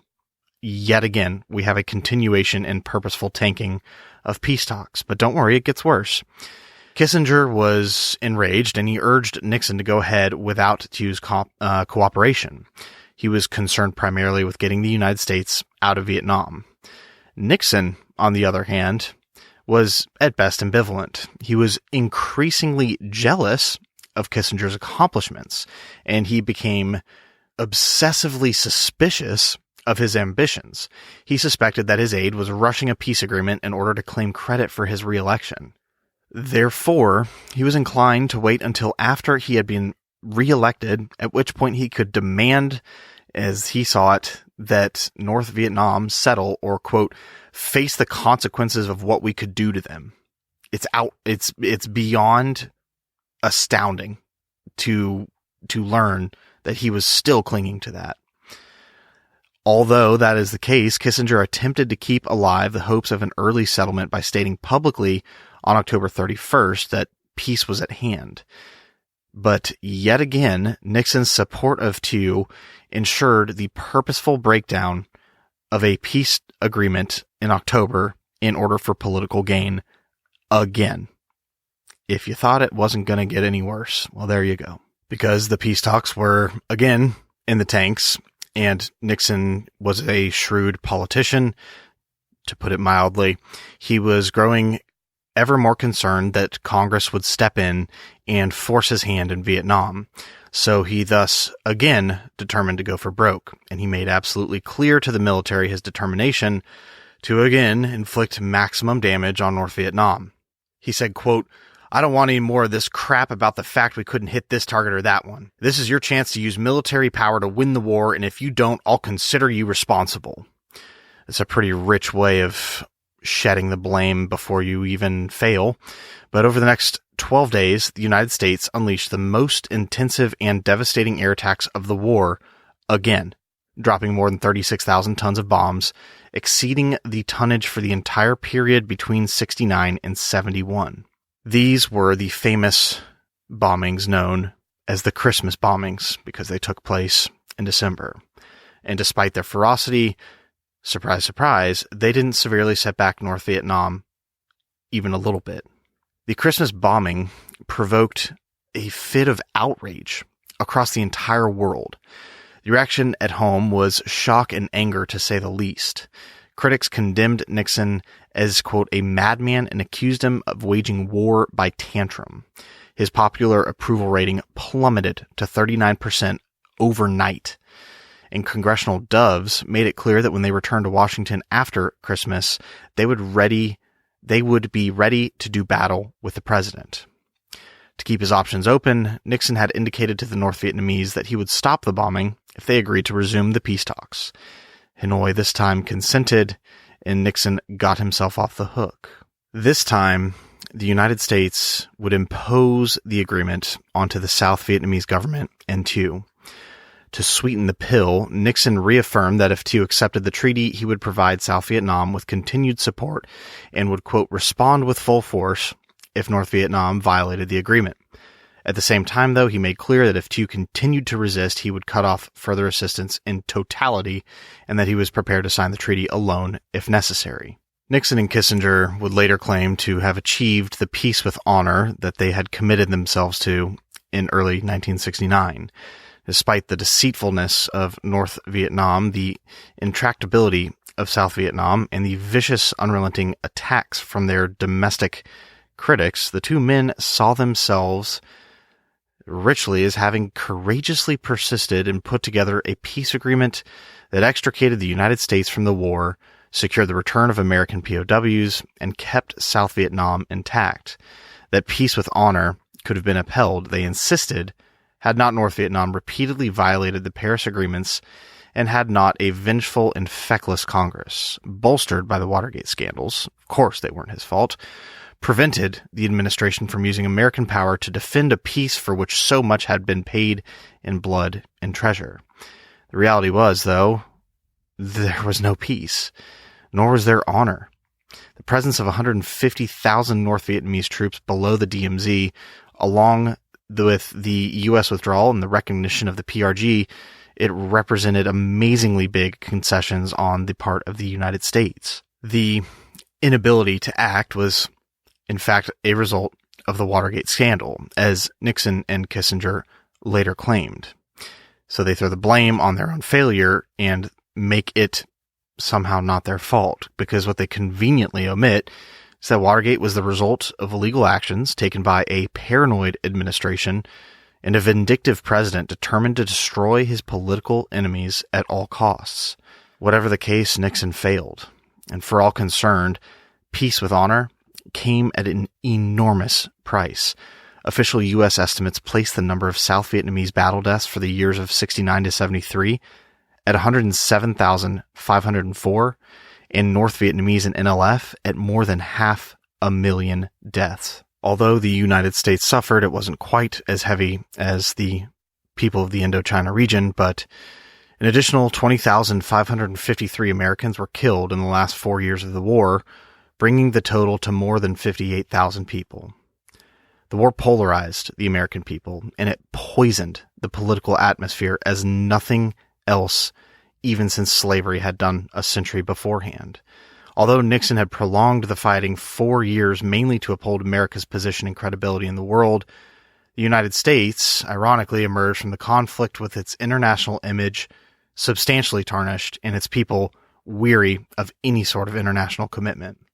It was ironically that at the very height of their political and diplomatic triumphs, Nixon and Kissinger gave vent to jealousy and backbiting over who deserved the credit. Nixon, enraged when Kissinger leaked to the press that he had opposed the Christmas bombing, characteristically ordered the monitoring of his key advisor's telephone.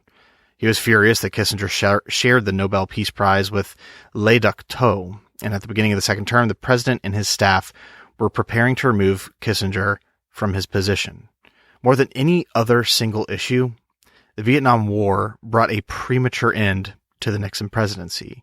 The extreme measures he took to defend his Vietnam policies led directly to Watergate, which would eventually force his resignation. And when the final crisis came in 1975, the person who claimed to have achieved peace with honor was no longer even in the White House, and the nation was in no mood to defend the agreement he had constructed at such a great cost to everyone but him. What the peace agreements did was establish a way for the war to continue with zero direct involvement from the United States, and this last phase of the war was remarkably short. Because the South Vietnamese government was dependent on the United States from its inception, the Saigon government had great difficulty, to say the least, functioning on its own. Because of the Watergate scandals and American war weariness, Nixon was not able to live up to his secret commitments to Thieu, and indeed, he was forced to resign. Congress drastically then cut back aid to South Vietnam, further eroding their government's faltering will to resist. When the North Vietnamese mounted a major offensive in the spring of 1975, the South Vietnamese regime collapsed with a stunning rapidity, dramatically ending the 30-year war and leaving the United States on the eve of its third century, frustrated, angry, and bewildered. Without the continued and large infusion of American funds and equipment, the armed forces of South Vietnam could not fight the way that the Americans had trained them to do. The inescapable signs of waning American support had a devastating effect on the morale in an army already reeling under North Vietnamese attacks, and the desertions reached an all-time high of 240,000 men in 1974. The American evacuation of Saigon revealed in a microcosm how much of a delusion, frustration, and a tragedy that the American experience in Vietnam was marked with. Some United States officials persisted in the belief that the South Vietnamese would mount an effective defense, but it was unrealistic to hope for that at all. Fearful of spreading panic within the city of Saigon and hoping to arrange an American exit in a way that would, quote, not add further disgrace to the sad history of our involvement, the implementation of an evacuation was delayed until the very last minute. It was called Operation Frequent Wind, and the United States managed to get its own people out. Many Washington officials were intent only on extricating Americans, but President Gerald Ford, replacing the resigned Nixon, insisted that the United States had a moral obligation to do what it could to get out as many as possible, and as many as 130,000 were rescued, but the operation was chaotic and fraught with great human agony. One particular eyewitness said it was, quote, a vision out of a nightmare. Corruption ran rampant, escape frequently going to the highest bidder, and the United States Embassy paid exorbitant fees to get exit visas for some of those seeking to flee. Because of the delays in implementing the plan, the unavailability of transports meant that many who were trying to leave just couldn't. The spectacle of United States Marines using rifle butts to keep desperate Vietnamese from blocking escape routes, and of an angry ARVN soldiers firing on the departing Americans, provided a tragic epitaph for 25 years of United States involvement in Vietnam. It was the bad-tasting image of the last helicopter departing the rooftop of the embassy in Saigon, starkly symbolizing America's failure. The United States absolutely shared with the South Vietnamese leadership responsibility for the debacle of April of 1975. The Nixon administration gave Thieu just enough support to encourage defiance, but not to ensure any survival. It was, in fact, a two-way street. And although the United States emerged physically unscathed, the Vietnam War was among the most debilitating events in its history. The price tag is an estimated $167 billion, which is just a raw stat that doesn't even begin to measure the full economic burden of the war. That war, along with Watergate, also had a high political cost. It increased the popular suspicion of government, leaders, and institutions. It discredited and crippled the military, at least for a little bit, and it temporarily estranged the United States for pretty much a little while from the rest of the world. Lyndon Johnson took the nation to war in Vietnam by stealth deceiving the public as to his intentions and what he was doing, and a compliant Congress acquiesced. And even the legislators who understood and were profoundly skeptical of his policies unwisely stood with him out of fear or partisan and personal loyalty. For Nixon and Kissinger, dissent was tantamount to treason, and secrecy was a modus operandi. They refused to even take much of their own government into their confidence. Democracy is admittedly a messy ordeal, and the debate can be delaying decisions and produce results based on compromise. On the other hand, America's war in Vietnam makes clear the kind of tragedy that can result when presidents and those in charge enforce their foreign and military policies without the informed support of Congress and ultimately the American people. It's the most painful lesson that America has learned in quite some time. Thank you for listening to the Vietnam series. I hope you enjoyed it, and I hope that it intrigued your curiosity with history. I'd like to again thank the sponsor for this episode with Studio Headphones. Like we mentioned before, that is the company that makes the headphones that you should have just listened to this episode with, because they're great. They're stylish and they're actual quality. It's almost impossible to find both. And to sweeten the deal, you can go to sudio.com, SUDIO, use the promo code TheMondayAmerican for 15% off your purchase, as well as a thank you to Stephen E. Marantelli and his book, The Three Brothers, for also sponsoring this episode. You can pick up his book on Amazon, or you can just Google it and find it there, or follow the links in the show notes. If you are curious about the sources used, you can find those on the website at themondayamerican.com. You can reach out to me on email at contact@themondayamerican.com. On Twitter and Facebook, you can follow our pages and like us for all the news. And a very special announcement that we will be joined on this podcast by the man, the myth, the legend, Bruce Carlson from My History Can Beat Up Your Politics. We're going to have a great discussion, and it's going to be a great time. You're not going to want to miss it.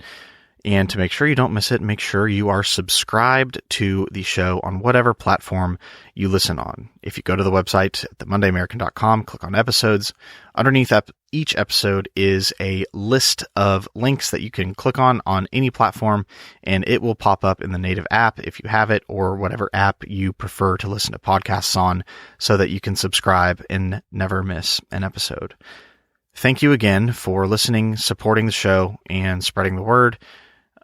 This entire outfit is solely to intrigue those who may not have had an interest in history, or to teach some history buffs something new and a new way to look at history.